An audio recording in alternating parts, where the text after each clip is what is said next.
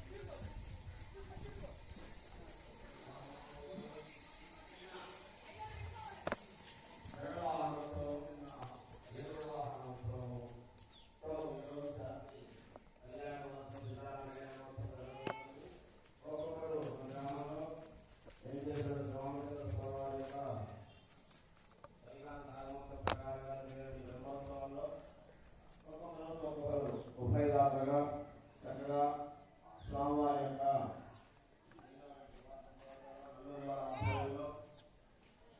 బ్రహ్మోత్సవాలు వైభవపేతంగా జరుపుకున్న ఈ సంవత్సరం సంతి కళ్యాణోత్సవం సందర్భంగా దాతలు చక్కగా అన్న సంతర్పణ కార్యక్రమాన్ని ఏర్పాటు చేస్తున్నారు. తదుపరి స్వామివారి ప్రసాదాన్ని కూడా స్వీకరించి సీతారామచంద్ర స్వామివారికి ఒక పాత్రగా తెలియజేస్తూ ప్రారంభిస్తూ రామచంద్రమూర్తి యొక్క ప్రార్థనతో ప్రారంభం చేస్తున్నాం.